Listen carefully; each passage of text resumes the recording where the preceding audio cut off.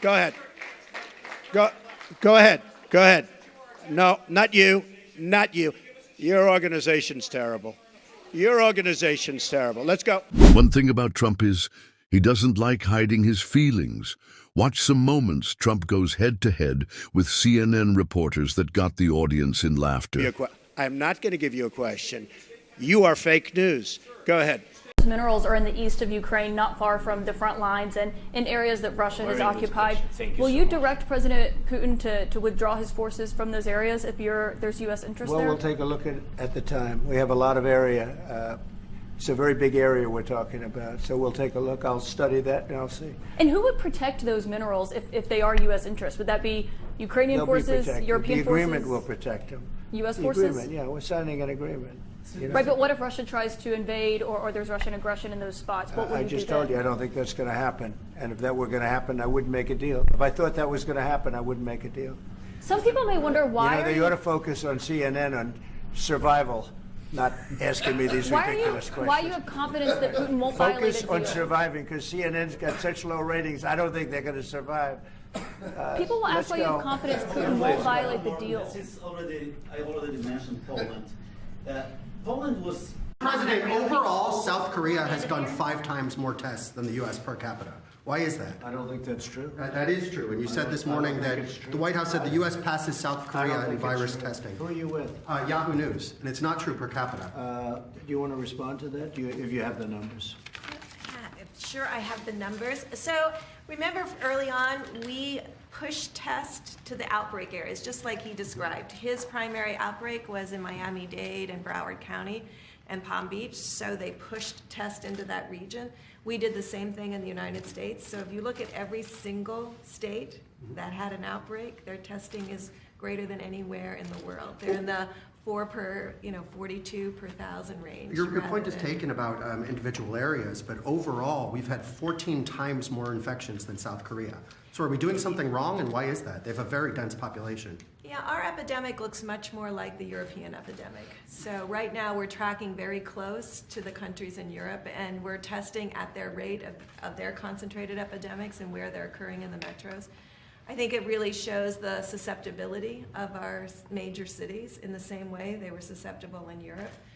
And so we've been very focused on that. That's not to say that we're not supporting the rural states. We're very much supporting the rural states and very much supporting their testing. There's no state right now in the United States that's tested really less than 1%, which is pretty remarkable when they don't really have significant cases. So to our Yahoo gentlemen, I just want to make it clear that South Korea's testing was 11 per 100,000, and we're at 17 per 100,000. Right. So, are you going to apologize, Yahoo? That's why you're Yahoo, and nobody knows who the hell you are. Go ahead, let's Based go. on the numbers I've seen, that's why nobody knows who you are, including me. Go ahead. Mr. President, just check it again. You ought to get your facts right before you. Well, we have had 14 Okay, well, your facts are wrong. Thank you very much, and just for the record, we don't hate you. I don't hate you. Okay. So pass that along. But Ask Jeff Zucker how he got his job. Well, if I may follow up on the questions that have taken place so far here, sir. Well, not too many. Microphone. You do have other people.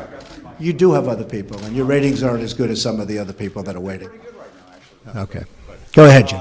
If I may ask, sir, you said earlier that WikiLeaks was revealing information about the Hillary Clinton campaign during the election cycle.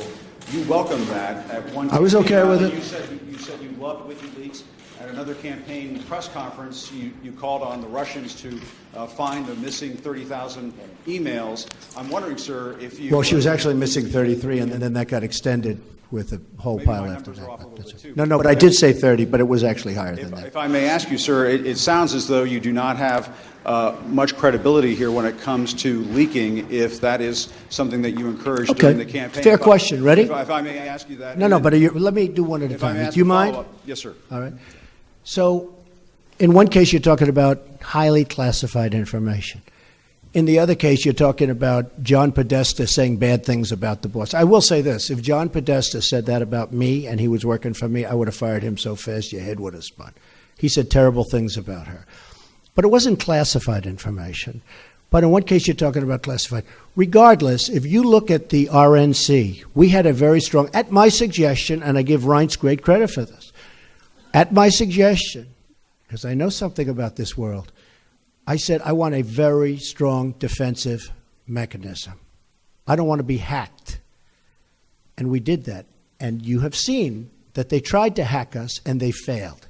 The DNC did not do that. And if they did it, they could not have been hacked. But they were hacked and terrible things came in. And, you know, the only thing that I do think is unfair is some of the things were when I heard some of those things, I picked up the papers the next morning and I said, oh, this is going to be front page. It wasn't even in the papers. Again, if I had that happen to me, it would be the biggest story in the history of publishing or the head of newspapers. I would have been the headline in every newspaper.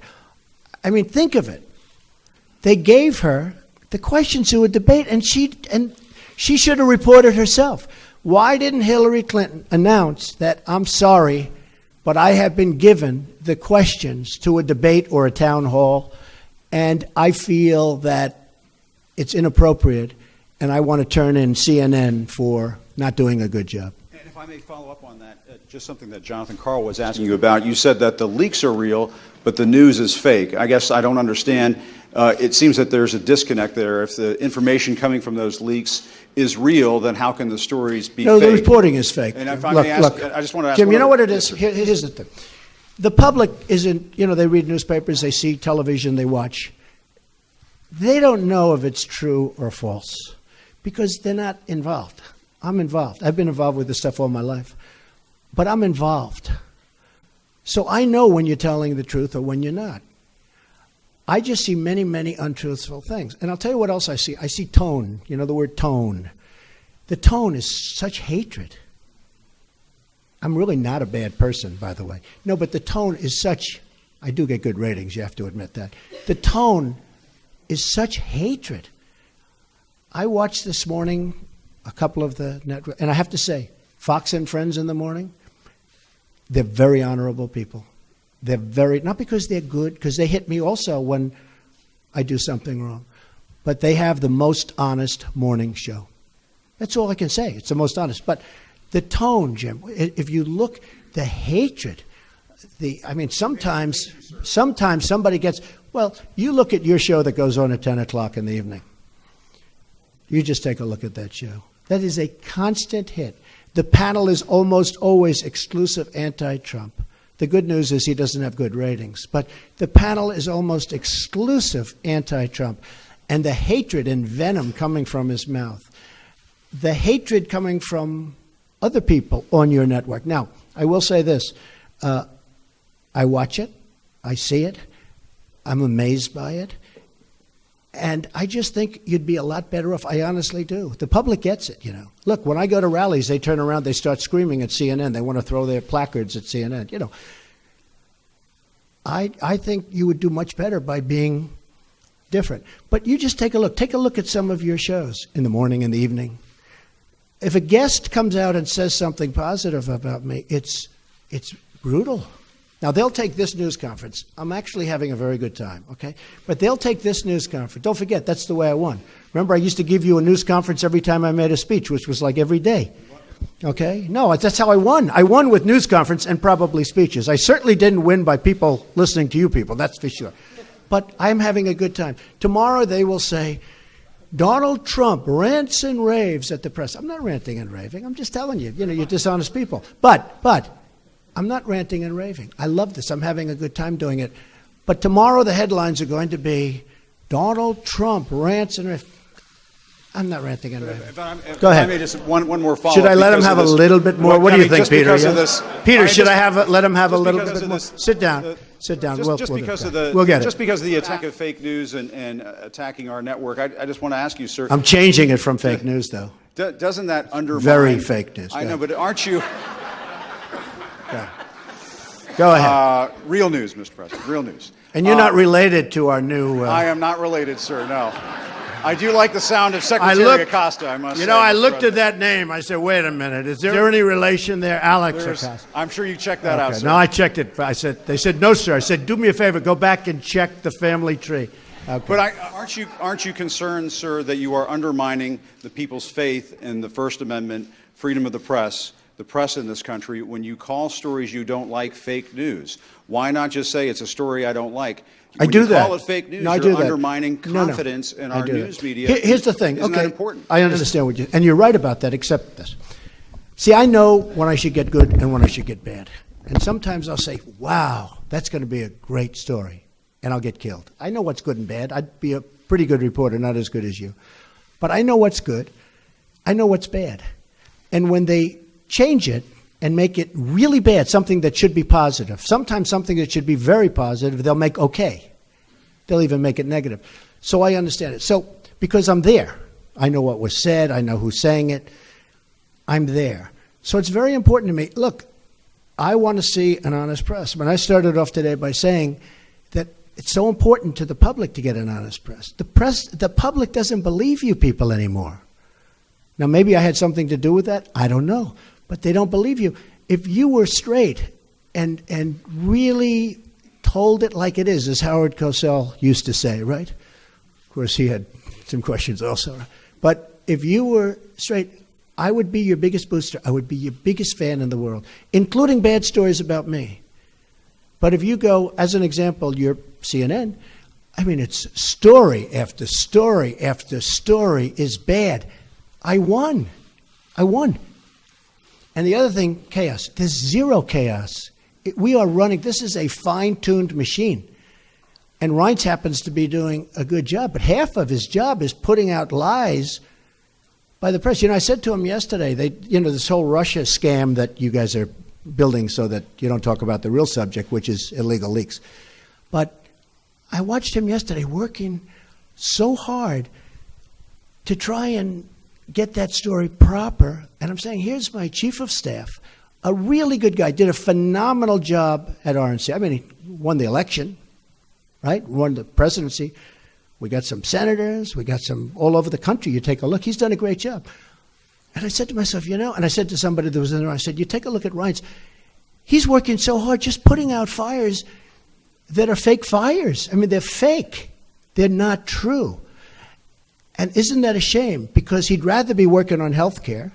He'd rather be working on tax reform, Jim. I mean that. I would be your biggest fan in the world if you treated me right. Now, I sort of understand there's a certain bias, maybe by Jeff or somebody, for whatever reason. And I understand that. But you've got to be at least a little bit fair. And that's why the public sees it. They see it. They see it's not fair. You take a look at some of your shows, and you see the bias and the hatred. And the public is smart. They understand it. You ran your campaign promising supporters that Mexico is going to pay for the wall and that the wall was going to be made of concrete. You just said earlier that the wall could be made of steel, and right now our government is shut down over a demand from your administration that the American taxpayer pay for the wall. So how can you say you're not failing on that promise to your supporters? Very nice question, so beautifully asked, even though I just answered it. You didn't answer. answer. Look, let me just tell you, excuse me. Are you ready? Are you ready? I just told you that we just made a trade deal, and we will take in billions and billions of dollars, far more than the cost of the wall. The wall is peanuts compared to what the value of this trade deal is to the United States. As far as concrete, I said I was going to build a wall. I never said, I'm going to build a concrete. I said I'm going to build a wall. You said concrete. Just so you don't, because I know you're not into the construction business, you don't understand something. We now have a great steel business that's rebuilt in the United States. Steel is stronger than concrete. If I build this wall or fence or anything the Democrats need to call it, because I'm not into names, I'm into production. I'm into something that works. If I build a steel wall rather than a concrete wall, it will actually be stronger than a concrete. Steel is stronger than concrete, okay? In case you could check it out. Listen, if I build a wall and the wall is made out of steel instead of concrete, I think people will like that. And here's the other good thing. I'll have it done by the United States Steel Corporation, by companies in our country that are now powerful, great companies again. And they become powerful over the last 2 years because of me and because of our trade policies. So if I have a steel wall, or you could call it a steel fence, but it'll be more powerful than any of the concrete walls that we're talking about. It's possible that it will look better. And one of the things, I think you have seen this, that's very important for us, very, very important. In speaking to Border Patrol, ICE, and actually local law enforcement, and even military, they want to be able to see through it. You can't really see through a concrete wall. They want to be able to see who's on the other side of the wall. Because if they're here and you have about a 12-inch concrete wall and you have people on the other side, but you can't see what's over there, it's very dangerous.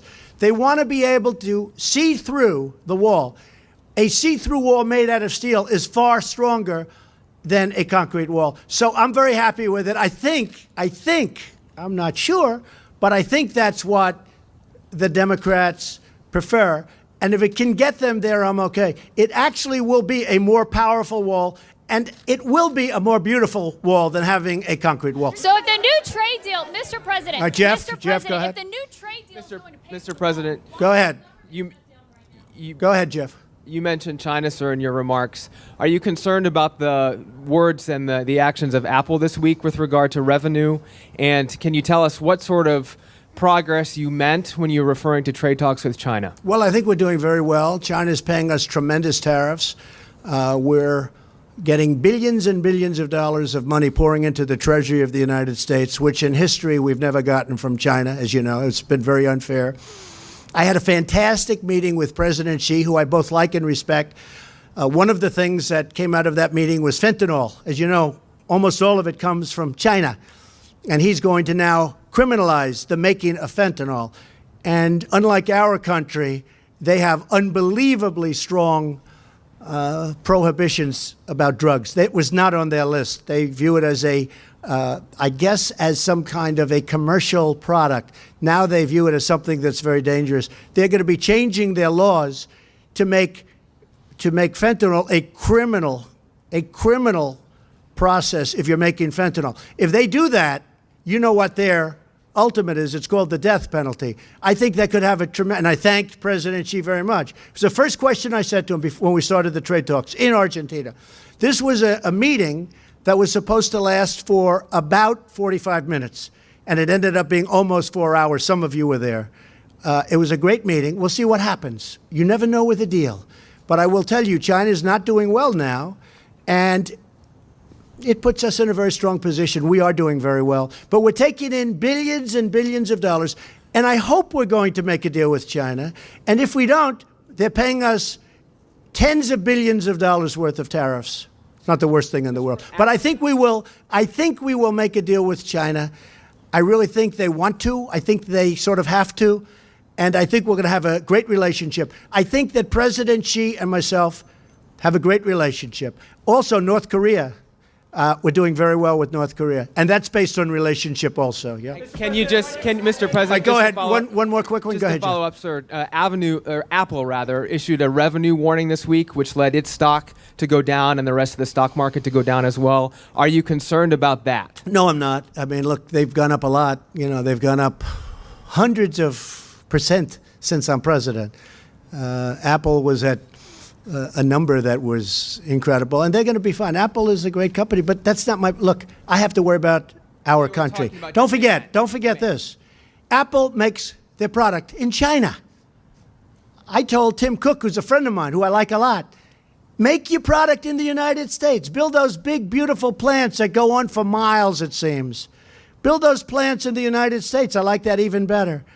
Apple makes its product in China. China is the biggest beneficiary of Apple, more than us, because they build their product mostly in China. But now he's investing $350 billion because of what we did with taxes and the incentives that we created in the United States. He's going to build a campus and lots of other places. So my focus is the United States. I want to get those companies to come back, like so many are doing, into the United States. I want Apple to make their iPhones and all of the great things that they make in the United States, and that'll take place. Thank you, Mr. Please, go ahead. Thank you, Mr. President. I want to ask you two questions. One, as you talk about the wall, eminent domain. Yeah. Many of those who own property on the southern border will lose their property because of this, and once this happens, they say that they could go to court with you for years. It could take years. Then also, what is the safety net for federal workers? You're saying months and possibly a year for this shutdown. Do you have in mind a safety net for those who need their checks, those who need SSI, those who need Medicaid, what have you? Well, the safety net is going to be having a strong border because we're going to be safe. I'm not talking about economically, but ultimately economically. I really believe that these people, many of the people that we're talking about, many of the people you're discussing, I really believe that they agree with what we're doing. And we can have this, April, we can have this fixed very quickly. This can happen by early next week. We're going to be working over the weekend. We can have a solution to this, but I wanted to keep it all at one point. And I think a lot of the people that you're referring to, April, are really wanting that to happen too. I really believe a lot of them want to see border security, and they're willing to give it up. When I had the people in yesterday, they represent most of the Border Patrol. The people that you had yesterday that were at the news conference, they represent most of Border Patrol. Every one of them said, don't even think about us. Get this fixed. That is doing the great thing for our country. As far as eminent domain, you're right, 100%. Eminent domain is very interesting. But without eminent domain, you wouldn't have any highways, you wouldn't have any schools, you wouldn't have any roadways. What we're doing with eminent domain is, in many cases, we'll make a deal up front, and we've already done that. The Secretary has done a lot of that. And if we can't make a deal, we take the land and we pay them through a court process, which goes actually fairly quickly. And we're generous. But we take the land. Otherwise, you could never build anything. If you didn't use eminent domain, you wouldn't have one highway in this country. You have to use eminent domain. It's actually something you don't want to use it, but if you're going to do a stretch, as an example, on pipelines and other things that go, you have to use eminent domain, otherwise you'd never be able to buy the land.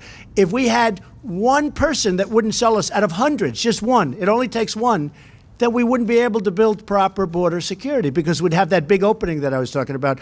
So what happens is some are paid up front. You make a deal up front, and we're willing to do that in all cases. And when they're unwilling to make a deal, which also happens, then you go to court. But in the meantime, we're able to build the border security. So I think it's a fair process. I think it's a process that's very necessary, but I think it's fair. But couldn't that hold up your wall? No, it's not going to hold it up because under the military version of eminent domain and under actually Homeland Security, we can do it before we even start. Now, a lot of times we'll make a deal, and I would say a good percentage of the time we're making deals. We have already purchased a lot of it. You know, a lot of the money that we've been given has already been spent on purchasing the land, the right-of-way. It's essentially a right-of-way. So we are very, very far along on that. But eminent domain is something that has to be used, usually you would say for anything that's long, like a road, like a pipeline, or like a wall or a fence. Okay, thank you. Good question. In the midterms. Here we go. If you don't mind, Mr. President, that this caravan was an invasion. As you know, Mr. President, I consider it to be an invasion. As you know, Mr. President, caravan was not an invasion. It's a group of migrants moving up from Central America towards the border with the U.S. Thank you for telling me that. I appreciate it. Why did you characterize it as such? Because I consider it an invasion. You and I have a difference of opinion. But do you think that you demonized immigrants in this election to try to keep them? I want them to come into the country, but they have to come in legally. You know, they have to come in, Jim, through a process. I want it to be a process, and I want people to come in, and we need the people. Your campaign. Wait. You know why we need the people, don't you? Because we have hundreds of companies moving in. We need the people. They're hundreds of miles away, though. They're hundreds and hundreds of miles away. That's not an invasion. Honestly, you know miles what? away. That's not an invasion. Honestly, I think you should let me run the country. You run CNN. All right. And if you did it well, your ratings would be much better. If I may ask one other question, Mr. President. I was going to ask one of the other folks. That's enough. Pardon me, ma'am.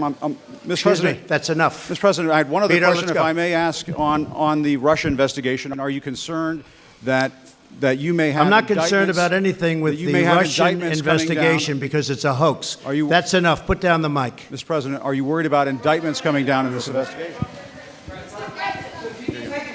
Mr. President. I'll tell you what, CNN should be ashamed of itself having you working for them. You are a rude, terrible person. You shouldn't be working for CNN. Go ahead. I think that's unfair. You're a very rude person. The way you treat Sarah Huckabee is horrible. And the way you treat other people are horrible. You shouldn't treat people that way. Go ahead. Go ahead, Peter, go ahead. In Jim's defense, I've traveled with him and watched him. He's a diligent reporter who busts his Well, I'm butt not a like the big rest fan of of us. yours either, so I understand. to be honest. So let me ask you a question if I can. You repeatedly said... You aren't the best. Mr. President, you repeatedly, over the course of Okay, just sit down, please. Well, when you report fake news, when you report fake news, which CNN does a lot, you are the enemy of the people. Go ahead. Mr. President, over the course of the last several days of the campaign, sir, at the end of the campaign, you repeatedly said that Americans need to fear Democrats. You said it would unleash a wave of violent crime that endangers families everywhere. Why are you pitting Americans? Why are you pitting Americans against one another, sir? Peter, what are you trying to be him? No, Peter, I'm just asking the question. Let me just tell you, very simple, because they're very weak on crime.